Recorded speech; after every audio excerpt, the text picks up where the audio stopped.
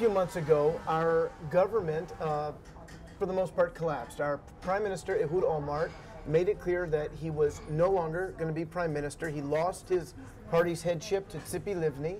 And the President of Israel, Shimon Peres, went to Tzipi Livni and said, okay, now you have to form a government because you're the head of Kadima, which was the ruling party. Now, the way it works in Israel is that our government is a conglomeration, that's a hard word to say.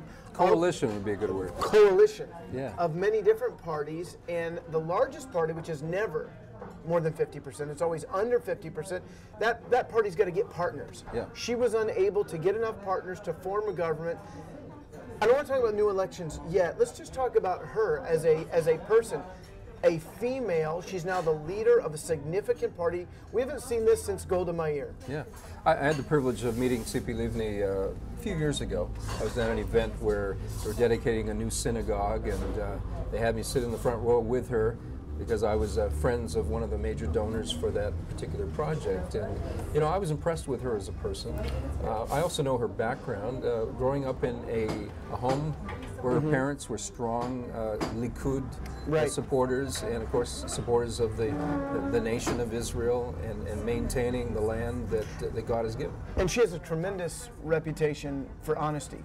Yeah. She's a straight shooter, which is That's one of the reasons she's in that position. I think that, I mean, people are looking now for, is there anybody out there that we can trust? And she's the one. Well, so many of the other politicians that are rising to the top right now are from the old guard, and it's sad to say, but Israeli politics isn't like just about any other country where it's full of corruption. She's a bright-faced and honest-faced in the midst of this. However, she is for giving up Jerusalem, or at least part of Jerusalem, to the Palestinians. That's disappointing. She's definitely changed her views over the years. Right. And I think a lot of politicians today are simply naive. I think a lot of them have a good heart and they want to do what's right.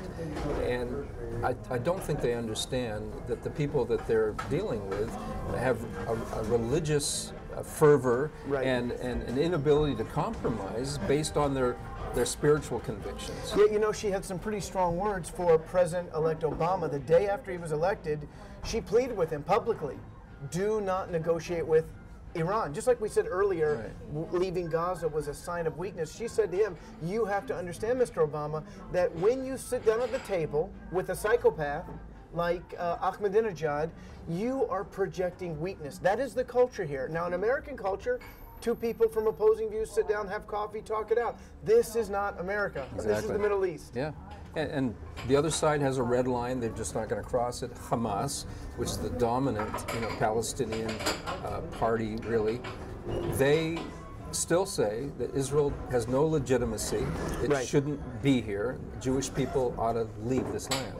And so that's the kind of people we're forced to deal with.